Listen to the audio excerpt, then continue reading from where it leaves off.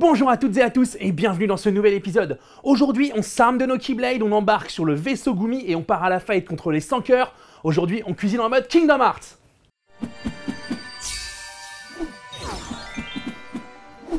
Et voilà les amis, après de longues années d'attente, Kingdom Hearts a enfin retrouvé le chemin de nos consoles et nous permet de poursuivre les aventures de Sora et de ses compères. J'attendais fébrilement de savoir si une recette un peu fun allait faire son apparition, et c'est grâce au tweet de l'un d'entre vous que j'ai su que c'était le cas. Il ne m'a fallu que quelques heures de reprise en main du jeu pour croiser l'oncle Picsou, ce personnage ô combien important quand il s'agit de Boostify dans Kingdom Hearts, puisque c'est lui qu'on avait croisé et qui nous avait refilé à la Cité du Crépuscule les fameuses glaces au sel de mer dont je vous ai déjà proposé une version juste ici. Bon, le gars n'a pas changé, toujours plus loin dans la foodtech et les plaisirs gustatifs, l'oncle Picsou, en bonne foodista milliardaire, a investi et s'est offert un restaurant en plein cœur de la Cité du Crépuscule. Il a appelé ça le Grand Bistrot et a mis à la tête des cuisines Rémi, le rat de Ratatouille. Cuisine. Rémi qu'on a dû sauver d'une mort imminente dans la forêt et qui a souhaité nous montrer sa sympathie en nous offrant la tarte multifruits, une tarte de sa création, et c'est cette recette qu'on va faire aujourd'hui. La recette va se dérouler en 3 parties. La première, on va réaliser une crème pâtissière gourmande qui va venir garnir notre pâte sucrée. La seconde, on va réaliser un sirop rapide, minute, qui viendra donner de la brillance et de la couleur à nos fruits. Et puis ensuite, bien entendu, on passera à la découpe des fruits et à la disposition des fruits pour réaliser la tarte multifruits en question. Bon alors, je parle de pâte sucrée, de pâte sablée, j'ai déjà réalisé cette préparation, c'est déjà au frigo, je la rebaisserai et je la passerai au four par la suite. Je vous ai déjà montré comment on le fait dans la recette Camelot ou encore dans la recette de la tarte à la mélasse Harry Potter. N'hésitez pas à aller voir les vidéos pour vous remémorer cette petite technique. Nous, on va se concentrer sur la crème pâtissière très gourmande qu'on va réaliser. Et pour cette crème pâtissière, voilà les ingrédients dont vous allez avoir besoin. Il va donc nous falloir du sucre et un petit peu de sucre vanillé, du fécule de maïs, il va nous falloir des jaunes d'œufs et du lait. Toutes les quantités, je vous les mets dans la description de la vidéo. Alors vous allez voir que la crème pâtissière, c'est super facile à faire. On va d'abord commencer par faire tiédir le lait. Donc là, je mets 40 centilitres dans ma casserole. Je fais tiédir, ce qui veut donc dire que je ne chauffe pas trop fort. Voilà. On va laisser tiédir le lait et maintenant on va blanchir les jaunes d'œufs. Donc on va verser les jaunes, tu peux t'approcher et venir regarder par ici. Voilà, au fond de notre cul de poule. On va verser, hop, je vais faire de la bonne main, les sucres. Tac. Et maintenant, on va fouetter. Je vais ajouter assez rapidement la maïzena, qui va permettre tout à l'heure quand ça va cuire en fait, quand ça va chauffer, d'émulsionner et donc d'épaissir la sauce. Et pareil, je l'intègre. Voilà, là vous pouvez voir qu'on a déjà une crème un petit peu épaisse. Là, le lait est suffisamment tiède, donc je vais venir renverser un tout petit peu dans ma crème pâtissière. Voilà, pas plus. Et je vais l'incorporer gentiment. Voilà, ça va revenir très liquide. Et voilà, une fois que la première émulsion est faite, je vais pouvoir ajouter le reste du lait. Si j'avais mis trop de lait trop chaud, ça aurait commencé à cuire. Et là, vous pouvez voir, voilà, je vais continuer à incorporer tout le lait tout en mélangeant. Et on va tout de suite reverser ça dans la casserole pour le faire chauffer.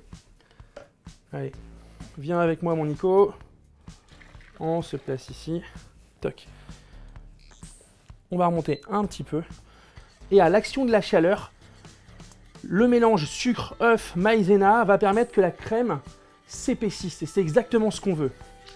On va mélanger comme ça et on va faire cuire à feu moyen jusqu'à ce que la crème cloque. Dès que la crème pâtissière aura cloqué, c'est qu'elle est prête. On pourra la mettre à refroidir et passer à la suite.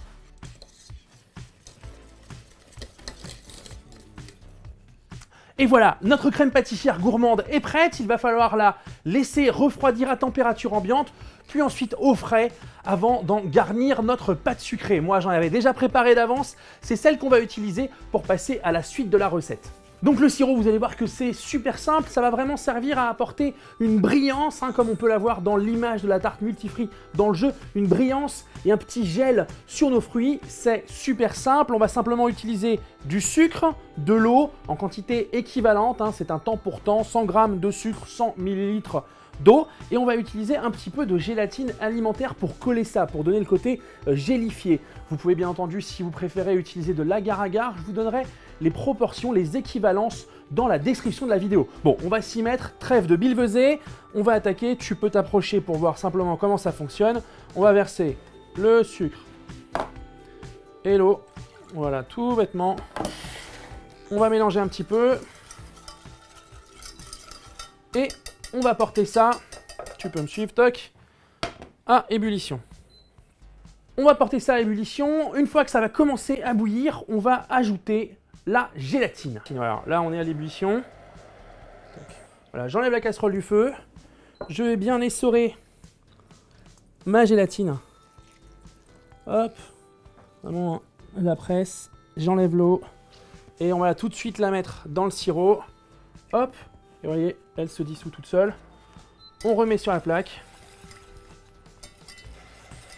Et on reporte à ébullition quelques instants.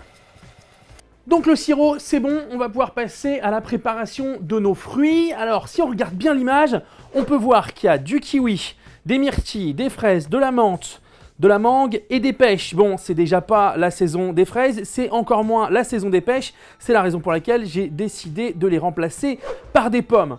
Pour les pommes, on ne va pas les éplucher, on va juste bien les nettoyer et on va procéder à leur découpe exactement comme ceci.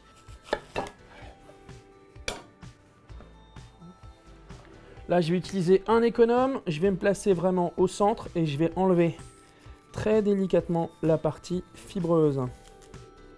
Je vais tout de suite frotter mon fruit avec du citron pour éviter qu'il ne s'oxyde.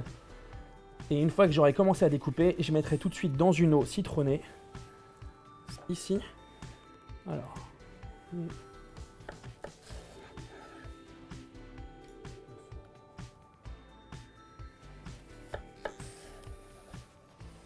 J'ai fait la pomme, je vais passer à la mangue. Donc j'ai bien entendu enlever l'os.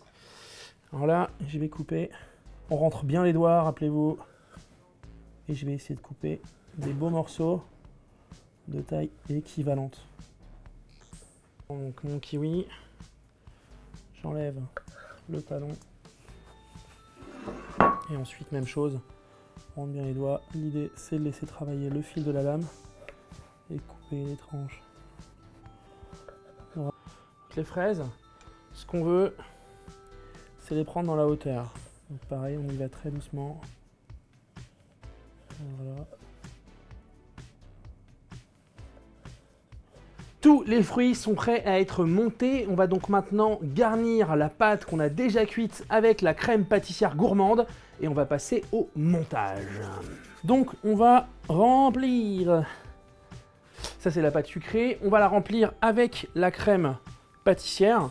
Alors vous pourriez le pocher, nous on va disposer la crème comme ceci et ensuite on va la lisser à la corne.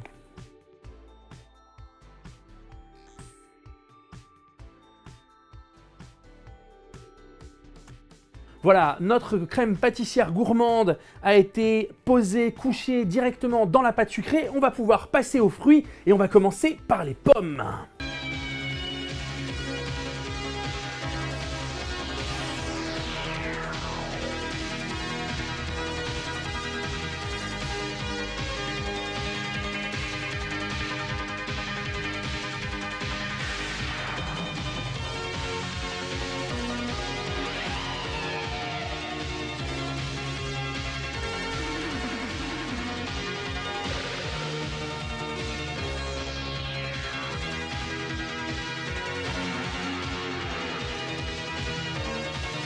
Et voilà les amis, grâce à mon père, on a réussi à dresser cette tarte multifruits comme il se doit. Hein, j'ai un petit peu perdu la confiance à un instant donné, ça arrive quand on manque de pratique. Heureusement qu'il était là pour m'aider, vous passerez la bande au ralenti pour bien voir comment poser les fruits et réaliser cette belle torsade. Il ne manque qu'un petit détail pour rendre cette tarte aux fruits du petit chef parfaite, et c'est le sirotage qui va apporter la brillance et la petite gelée sur les fruits, et vous allez voir que c'est très facile à faire.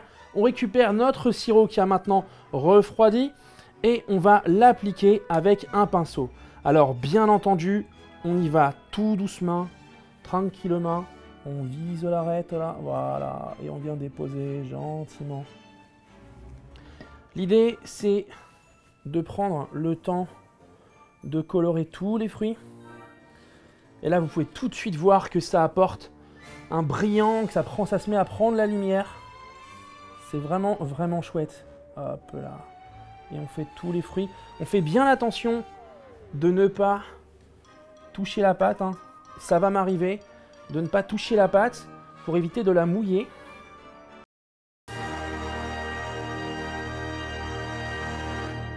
Et voilà les amis, notre tarte aux fruits du petit chef de Kingdom Hearts est réalisée. Je vous cache pas que j'ai vraiment eu peur de ne pas réussir à la monter, et heureusement que j'avais mon père avec moi, dont l'expérience et l'habitude dans ce genre de choses ont été fort utiles pour y arriver. Bref de Bill faisait, passons à cette dégustation. Je vais donc procéder, alors on y va, on prend un peu de crème, on prend un peu de fruits, on prend un peu de mangue, on y va. Ah.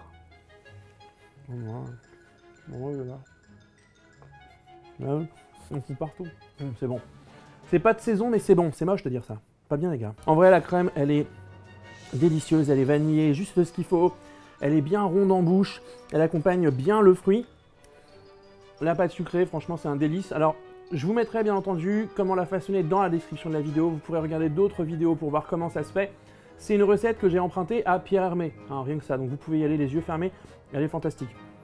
Et voilà les amis, cette recette est maintenant terminée. J'espère que la vidéo vous a plu. Si c'est le cas, pensez à lâcher un pouce bleu, à partager la vidéo sur les différents réseaux sociaux sur lesquels vous pouvez me retrouver, qui sont Instagram, Twitter, Facebook, avec le hashtag ou le @gastronogeek. J'espère que vous referez cette recette chez vous et que vous me montrerez vos résultats. Je suis sûr que ça va être fantastique.